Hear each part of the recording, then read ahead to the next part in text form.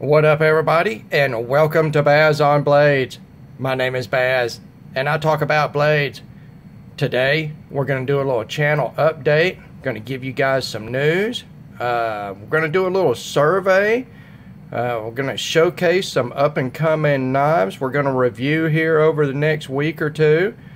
And just some generalized talking, because I love to hear myself talk. That's what this channel is all about, talking about knives. So first thing is, my apologies. I'm not going to get all crazy with this, but my apologies for the amount of content on the channel going down. Many of you know that I recently started a new job, and I got to tell you, I'm just way too old to be starting a new job. Man, this job is much more physical than my last job. My last job was in a management position over other people. This job is physical labor, and I got to tell you, by the time I get home, there's no way I am thinking about doing any knife reviews or anything. The only thing I want to do is take a hot shower and fall into the bed. So you guys give me a chance. A couple of months here to get used to the more extreme physicality of this new job, and we will get back online on this. The next thing is, I want to ask you guys a question. Now, I've had a couple of viewers that have brought to my attention some things that I can do with my channel to promote my channel. And I want to ask, what do you guys think of this? The first is merchandising. Now, guys, I don't want to be that guy and think that I am more than what I am. I am pretty realistic in what my channel is. I'm approaching 900 subs, and while that is 900 more subs than I thought I would ever have, still, it is pretty much a drop in the bucket compared to a lot of channels. There are quite a few knife channels out there with 10,000 subs and more. Those are the guys that I would be doing merchandising. But I do have an opportunity to take my logo, my Baz on Blades logo that you can see with my channel, and have some merchandising done that doesn't really cost me anything. And it would be your typical t-shirts and hoodies and coffee mugs and things like that you typically see with simple logoing. What do you guys think about that? Would you be interested in anything like that? I could just imagine, my imagination is this, that I would do this, and there would be 7 t-shirts sold. I would be the one that bought them, and I would be wearing a Baz on Blades t-shirt in a different color every day of the week doing self-promotion, because I'm just goofy as damn it like that. But let me know what you think about that. The next thing is, I've been asked by a couple of viewers why I'm not taking advantage of Patreon for my channel to help fund the channel. And mostly, I don't take advantage of things like that because I don't have internet access at home. Where I live, there is absolutely no high-speed internet available. So I have to do everything on my phone. And it is just a pain in the butt to try to navigate the internet and do everything on this little bitty phone screen. And, then there's features that are, desktop features that are not available with the mobile internet access, and it's sort of a pain, guys. And I don't know much about Patreon other than what I've seen other channels do. I mean, I have a basic understanding of what it is, but let me know, is that something, would you guys be interested at all in supporting my channel? I mean, really, it wouldn't hurt my feelings if you said no, because I understand there's a lot in life that takes dinero out of our pockets, and you know what, Baz on Blades has got to be pretty way down on the priority list. that's just life, guys. I don't expect people to line up to be throwing money at me. And in fact, that's absolutely not why I'm doing this channel. I started doing this channel because my life was crap at the moment. I knew about knives, and I thought maybe this is something I could do that would take my mind off of everything. And it's just grown beyond that. So let me know what you think. You know, if I was going to sit around and fantasize about it, I would say all of my almost 900 subscribers, if they did $1 a month for Patreon, that would be $900 a month to put towards knives for this channel. That's a lot of doggone knives right there. And you know me, guys, I do some giveaways, and that stuff is going to get rolled over into giveaways anyway. So, you know, let me know what you think about that, yay or nay. Now, let's go ahead and we'll sort of preview some of these knives we've got up here for review. And the first is the Real Steel Megalodon. And what I've got here is I've got not one,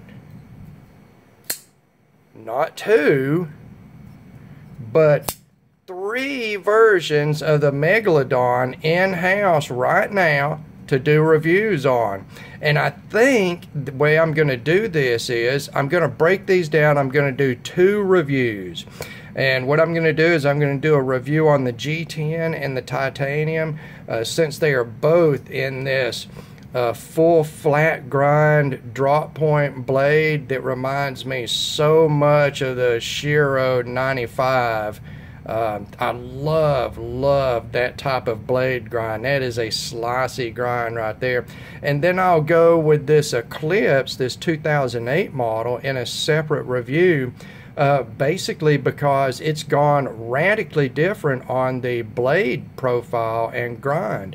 It's no longer a full flat ground drop point. It is a saber ground with long swedge, basically a trailing point knife, almost a Persian-y type of knife, a blade profile, I mean, which I absolutely like. I mean, this is a good looking knife and a well-made knife all around.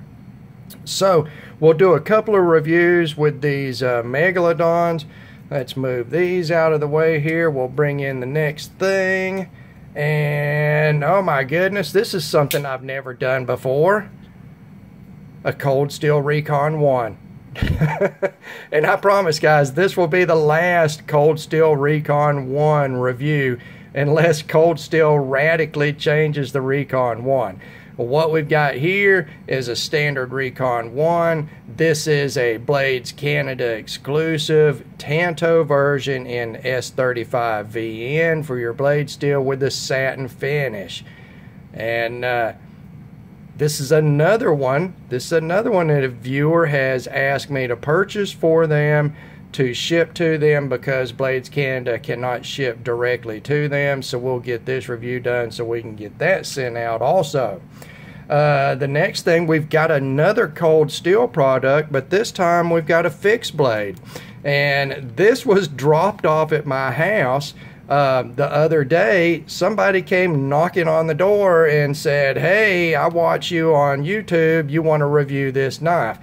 So that's the first time that's happened to me. And what we've got here is the Cold Steel Drop Forged Hunter. This is actually a knife that I have been considering myself. I love the drop point blade profile with the full flat grind. The whole single piece drop forged technique for construction is actually very interesting to me because I have a background in steel stamping, and while that is not drop forging, it's pretty close, guys. So we're going to do that one too. Then we've got a couple of WE knives, and the first one up, we've got the Array folder. And if you want a stabby knife, guys, I'm going to tell you right now, not to spoil the review on this one, but this is a pretty shanky, shivvy, stabby sort of knife profile right here. And that is the WE Array. We've got that coming up. And then we've got one other WE knife coming up here. And this is the Zephyr, which is totally different from the Array. It's just as far from not today difference as you could get between these two. And this is a very interesting knife. I'm sort of torn initially as to whether I even like this knife. Of course, the quality is good. It's a WE knife. It's just, I'm so doggone particular about designs that, you know, it's just one of those things, guys. And I'm going to try to get all of these back in the frame here. Let's see if I can struggle through and get this, guys. Let's see, we'll put that right there. Two cold steels next to each other, and then we'll come back with the Megalodons.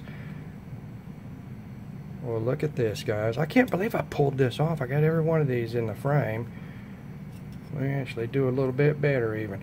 All right, so these are the reviews we've got coming up.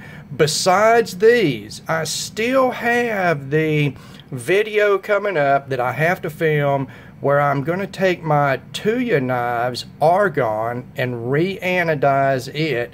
We're going to do that on camera. I am going to be an anodizing virgin, so if there's any mistakes or any issues, you guys are going to see me make them. So maybe if you want to try anodizing, you don't have to make the same mistakes. And I got to tell you, I did very little bit of research and got some help from one of my buddies from Facebook. And it's not that complicated of a procedure if you're doing it simply like what I'm going to do to a solid color. So we've got that coming up. Let's see, what else do we have coming up? Oh, we still got to go outside with that big cold steel Gladius machete and do some crazy stuff with it. We're going to do some chopping with it and just cut some random crap, just have fun with it. So we do have quite a bit of content coming up, if I can ever get to doing it, between this new job and trying to take care of a nearly 3-acre yard in the springtime. My time is pretty well being soaked up right now. So what do you guys think? I mean, what about this merchandise, and what about the Patreon? Let me know what you think about those. I just, like I said, I don't want to be that guy that it comes off as thinking he's more important than what he is. And while I truly appreciate every bit of the support, every bit of the comments, all the views, all the subs, I don't for 1 second imagine that I am all that super important that people are going to want to wear shirts with my logo on them or send me monthly money via Patreon. So let me know what you guys think about that. All right, guys. As always, thank you for taking the time to view one of my videos. God bless all of you. We will talk to you again.